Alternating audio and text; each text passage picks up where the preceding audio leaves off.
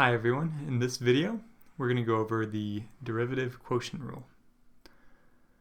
Now sometimes we recognize that a function is just a quotient of two simpler functions. Like in this case we have the function q of x defined to be the ratio of a function f of x in the numerator divided by a function g of x in the denominator. And if you wanted to find the derivative of q, there would be a shortcut to help you with that. So we call it the derivative quotient rule. And what this is saying is that if we're trying to take the derivative of, a quotient, or sometimes we call it a ratio of two functions. So for example, when we have f divided by g, the derivative of that f divided by g is going to be f prime g minus fg prime divided by g squared. So whatever your denominator is, you're just going to square that and leave that in the denominator. And then the numerator, I find that it helps me to remember that this numerator looks kind of like the product rule. So you remember the product rule when we had f times g and we wanted to take the derivative of the product. That was f prime g plus fg prime. So the differences here is that with product rule we actually added those two terms. And with quotient rule, notice we're subtracting the two. And again, so you also can't forget about the denominator. So let's actually show you how to use this. So like in example 1, we say q of x is equal to 3x minus 7 divided by x minus 3. And what I would say here is that my f function is just my numerator. So f is going to be 3x minus 7. Means f prime is just going to be 3. G is going to be my denominator, x minus 3. That means g prime is just 1. So if I actually want to find the derivative, which is q prime, this is going to be, according to my quotient rule right there, 3 times x minus 3 minus 3x minus 7 times 1,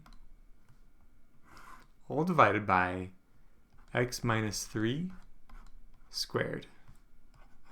And just to clean it up a little bit, I'll distribute that 3 and get 3x minus 9, and then distribute that minus sign and get minus 3x plus 7.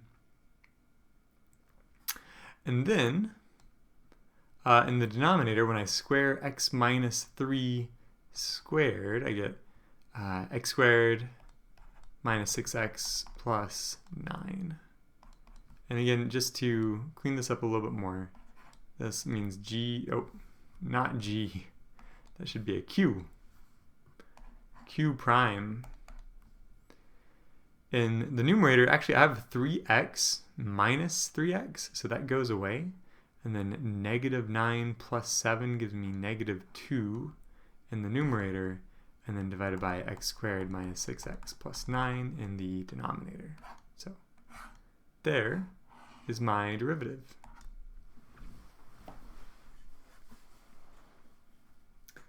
In example 2, it asks us to find the derivative of y with respect to x here. And again, this could be done with a good old quotient rule that we just learned. So f is your numerator, f 5x minus 8, meaning f prime is just 5. G, being my denominator, is root x, and so that means that g prime, I actually can solve for this using power rule. If I remember that root x is the same as x to the 1/2 power. So then g prime is going to be 1/2 x to the negative 1/2 power. And let's put that together using the quotient rule. So I'm going to have fg prime, meaning 5x minus 8, times 1/2 x to the negative 1/2 power minus f prime g, where f prime is just 5, so this is going to be minus 5 times root 2. No, sorry, not root 2. That's going to be root x. And then my denominator here being g squared will then be square root x squared, or just x. So I've got f prime g minus fg prime, f prime, oh! So hopefully you noticed that. And I'm not even going to edit this out of the video because I want you to notice something. I sort of remembered things wrong. So this is supposed to be f prime g minus fg prime, f prime g minus fg prime. So f prime should have been 5, and g square root x minus f times g prime, which is half x to the negative half power.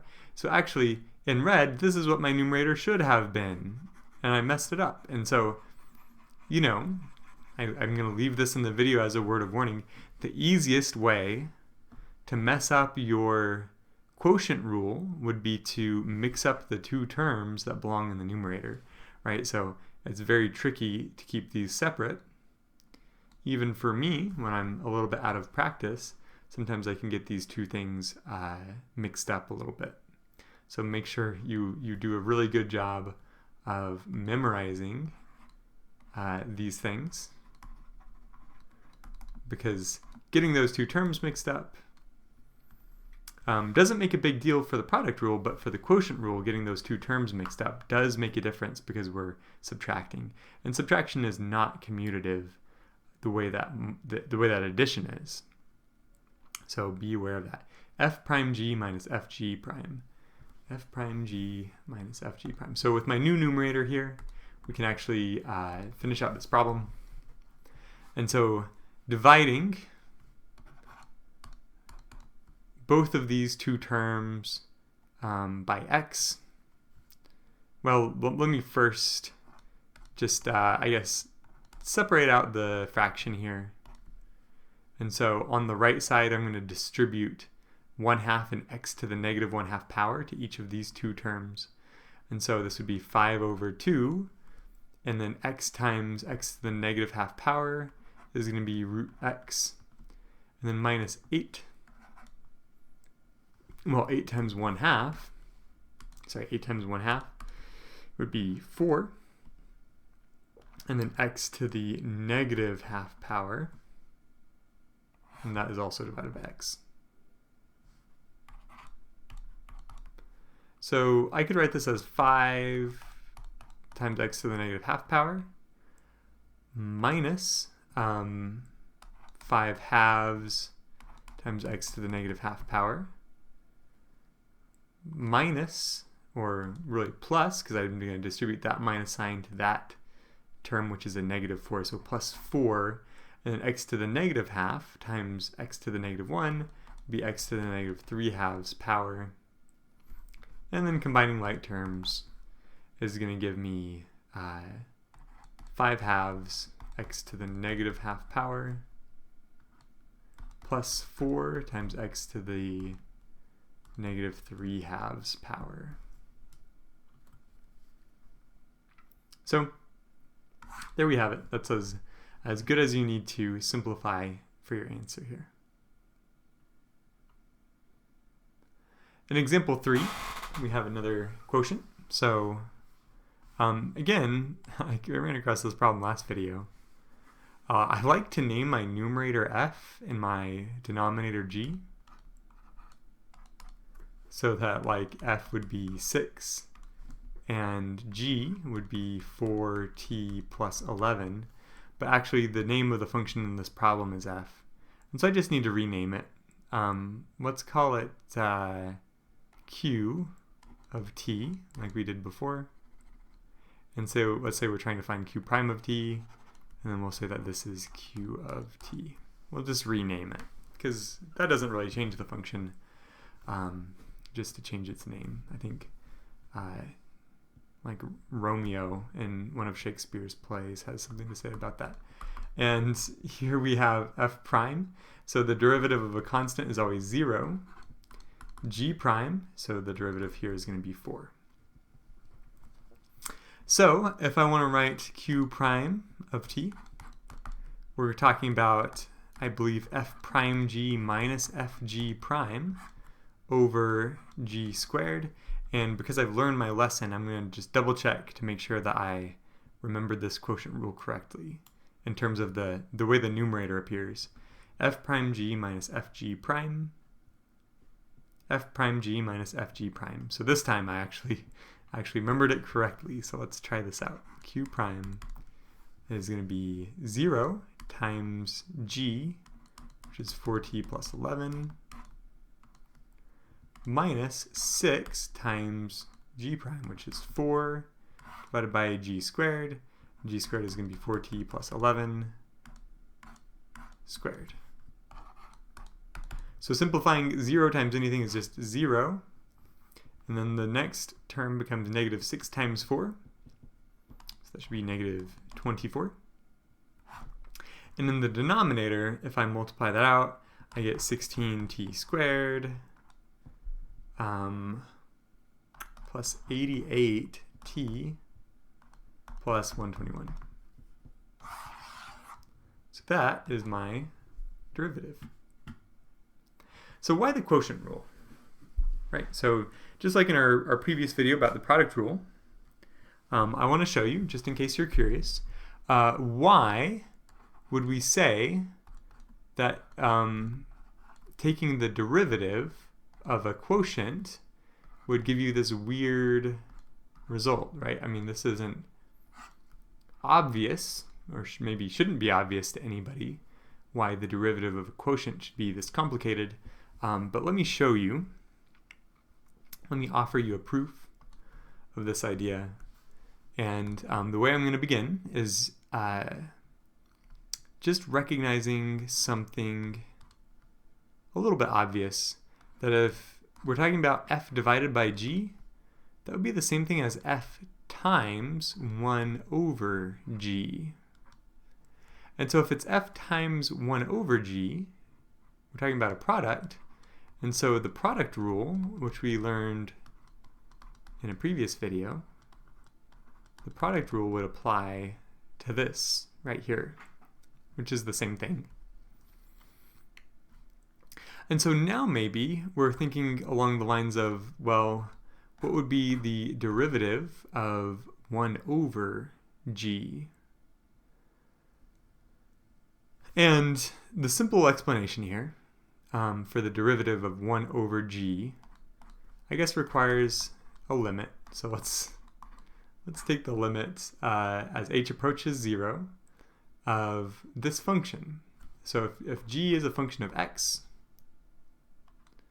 then the derivative of this little reciprocal, 1 over g of x, is going to be 1 over g of x plus h minus 1 over g of x.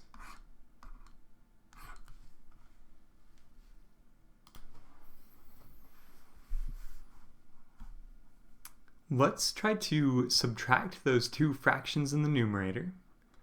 And I can't subtract them the way they are now. But what I might do in order to be able to subtract those two fractions in the numerator is I'm going to multiply each of them by 1. You can multiply anything times the number 1 and it keeps the same value. And maybe you recognize that if I take g of x and divide by g of x, that's just like multiplying times the number 1. G of x over g of x has to equal 1. And so what I'll then do for my second term in the numerator, 1 over g of x, I'll do sort of the same thing, but this time I'm going to multiply by g of x plus h over g of x plus h. And then again, all over h for the total limit. And what we're going to do is multiply across here to multiply these new fractions. And what I'm going to get as the denominator of both of these is actually g of x times g of x plus h. And that's going to be the same for both. And so let me rewrite this limit so that I can illustrate that. The whole limit is going to be divided by h, right? But up in the numerator, I'll draw a smaller fraction. And this is going to be g of x times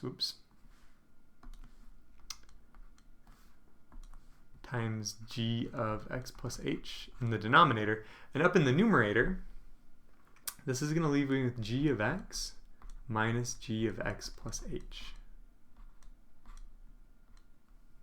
Cool.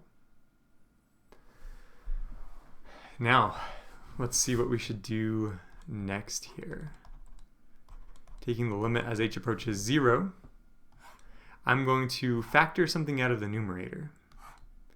And that something is going to be negative 1 over g of x plus h. And so what's left in the numerator after I factor this out is going to be this, g of x plus h minus g of x, and then in the denominator I'm still left with h. So I'm going to split apart this limit where I'm multiplying these two things. And I get the limit as h approaches 0 of negative 1 over g of x times g of x plus h times the limit as h approaches 0 of g of x plus h minus g of x, all divided by h. And now notice here that if I just let h be 0, this little bit becomes negative 1 over g squared. And notice that if I look closely at this, this is actually just the derivative of g. That's just the definition of the derivative of my function g. So very, very cool. If I multiply these two, this is going to be g prime over g squared, and don't forget the negative. So this is negative g prime over g squared. We just found the derivative of 1 over g of x. And now, what we're trying to find actually is the derivative of this, which is f times 1 over g. And I told you, like before, the product rule is going to apply here. And so really quickly, the product rule is saying that if I have f times 1 over g, and I want to take this derivative, this is going to be f prime times 1 over g plus f times 1 over g prime. Now, we just found what is 1 over g prime, so I can make that substitution here. Instead of writing 1 over g prime, the derivative of 1 over g is now actually negative g prime over g squared. So I'm substituting our result in for the product rule here for this particular product. And so the first term becomes f prime over g, and the next term becomes minus f g prime over g squared. And we are just so close. What I'm going to do for this first fraction now is multiply this guy by g over g. And that's going to give us the final result that we've been waiting for. That's going to give us f prime g minus fg prime, and I'm able to combine those numerators and keep the same denominator, which is g squared. So again, what I've just done is I've offered you proof that this derivative quotient rule works because, you know, f times 1 over g is the same thing as f over g. So if you're trying to take the derivative of a quotient, that's your formula, and this is why we know that it works for any two functions, f and g. Okay, back to one last example, and this is going to be an application example in the scope of business, since this is a calculus for business course. We're going to suppose that you own your own business and you're going to manufacture Hawaiian-themed snow globes. Now, the total cost of manufacturing is a function of the number of snow globes that you're going to produce. So we say C is a function of X, where X is the number of snow globes produced. And we're using capital C for total cost. If we're talking about the average cost per snow globe, we're going to use an over bar. So you see the C over bar is a function of X. And of course, we just divide the total cost by the number of snow globes. So this is total cost divided by number of snow globes. Gives us the average cost per snow globe.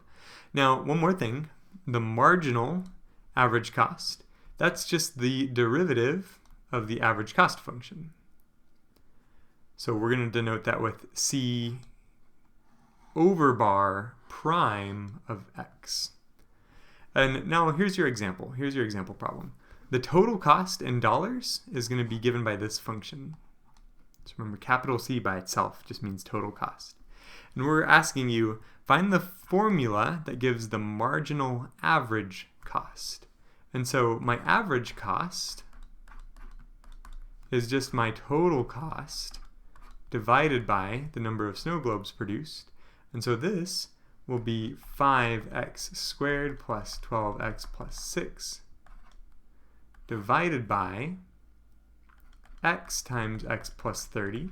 And I threw in the extra x here because I'm taking the average, and then plus 3,000 divided by x. So again, dividing by x because now I'm talking about the average cost. That's why I have an over bar here. And if I want the marginal average cost, then I'm talking about taking the derivative of this average cost function, taking the derivative of this here. And so for this, I'm going to need the quotient rule. And the quotient rule is going to say first, let's write f prime g minus fg prime divided by g squared. And then I have to figure out what is my f function. Well, that's my numerator, which is 5x squared plus 12x plus 6. And also my g function, which is my denominator. And this is going to be x squared plus 30x in the denominator. And that means that f prime is going to be 10x plus 12. And that means that g prime is going to be 2x plus 30. So now plugging all of this in to get my formula for the marginal average cost, this is going to be f prime g, which is going to be 10x plus 12 times g, which is x squared plus 30x, minus f, which is 5x squared plus 12x plus 6 times g prime, which is 2x plus 30, all divided by g squared. So g squared being x squared plus 30x, and then square that. And by the way, I don't want you to forget about this, because I'm not forgetting about this, but I've sort of been ignoring it. There's actually another term to my average cost function over here. So I have this plus 3,000 over x going on. We can't forget about this guy. Just to handle this guy really quick before we continue to simplify over there. 3,000 over x is the same thing as 3,000 times x to the negative 1 power. And that derivative, taking the derivative here, is going to give me negative 3,000 x to the negative 2 power. So really, I need to also tack on or add on that last term for my marginal average cost function. So I need to be at every stage subtracting 3,000 times x to the negative 2 power. So like over here. Just so I don't forget about that term over here that I almost glazed over. But the remainder of this problem is just going to be using algebra skills that you've learned in previous courses to, really simplify this and multiply everything out, distribute everything.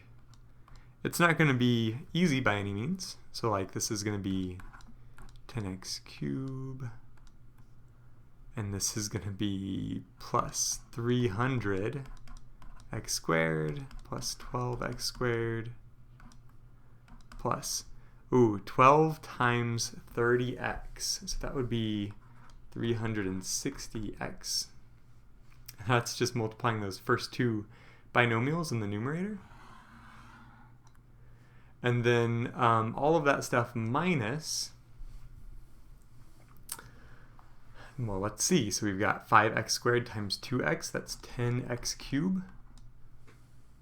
12x times 2x is going to be plus 24x squared, and 6 times 2x is going to be plus 12x. And I'm feeling that I've made a mistake. Let me look at this for a moment. So I have this minus sign, and I forgot to distribute the minus sign. So that's something to be highly aware of here, is know whenever you see this minus, let me point it out, little red pin, don't forget about that. That minus has to distribute to each term as we're multiplying out these last two factors in the numerator. Now, continuing, I've got 5x squared times 30. So 5x squared times 30 with the minus sign is going to be negative 150x squared. And then plus 12x times 30 is going to be 360x, but again, distribute that minus sign. And then finally, 6 times 30 is going to be 180, but don't forget the minus sign. In the denominator, this is going to be x to the 4th plus 60x cubed plus 900x squared. There is a lot of simplifying left to do, but again, don't forget about my little green term, so minus 3,000 x to the negative 2 power. Continuing, here we go. How many x cubed terms do I have in the numerator here? Well, I see 10x cubed here and negative 10x cubed here. So I'm letting those both go to 0 to cancel each other out. X squared terms in the numerator, well, I've got 300x squared and minus 150x squared. So I think that the total will be 150x squared, and I can check these off my list. Oh, and plus 12x squared. So plus 12x squared is going to be 162x squared. And then I've got plus 360x, minus 24x, minus 12x, minus 360x. Ooh, that's convenient because this plus 360 and minus 360 can cancel. And so I've got, in total, minus 36x, and then minus 180. So I'll take care of that and that. Every thing from the numerator is now accounted for. And then again, in the denominator, I've got x to the 4th plus 60x cubed plus 900x squared. And that looks nice and simplified. Don't forget that we have minus 3,000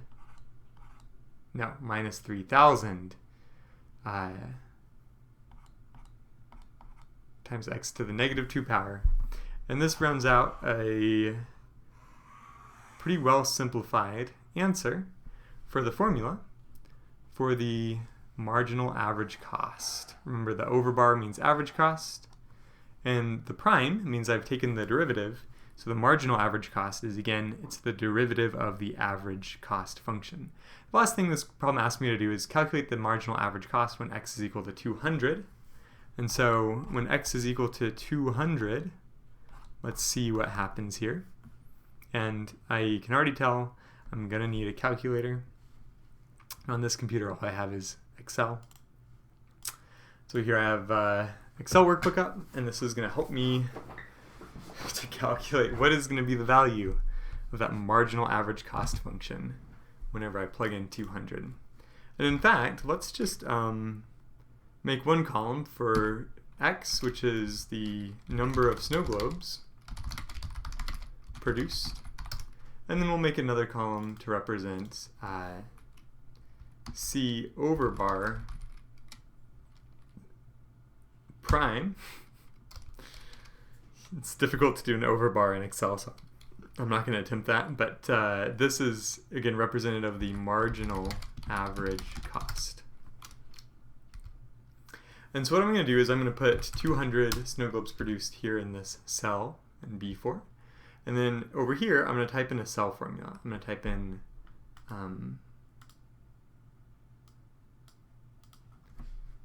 equals, open parentheses, 162 times x squared. And instead of typing x, what I did is I clicked on the cell that contains the number 200, right? And so whenever I click on the cell, what it does is Excel is going to reference that number. And I'm just going to put whatever my value of x is into this cell. And so right now what it's going to do is 162 times 200 squared. And that's exactly what I want. So let's keep doing this. Minus 36 times x minus 180, and that does it for my numerator, so close parentheses, divided by, open parentheses to start my denominator, x to the power 4 plus 60 times x cube plus 900 times x squared, close parentheses because I'm done with that denominator, minus 3,000 times x to the power -2. Close parentheses and enter. And so this is telling me what the marginal average cost is whenever I say how many snow globes I've produced. And so what if I've produced one snow globe? Right, so the marginal average cost is going to be negative 3,000. Right, so if you've produced a small number of snow globes, and you have this sort of initial fixed cost of $3,000 that pops up over here in our original formula for total cost. The total cost is going to include this $3,000. Regardless of how many snow globes you produce, you always have that fixed cost of $3,000. And so just producing one snow globe means that you're now going to average out that $3,000 over one snow globe. And if I produce two snow globes, then the average cost of the snow globe decreases by $750 just by producing that second snow globe. And of course, it actually starts to matter maybe if you start producing some realistic numbers of snow globes. And so you can see for the next snow globe produced, how much will that additional production decrease the average cost of the snow globe, right? And so the marginal average cost should be decreasing as I increase the value of x. All right, so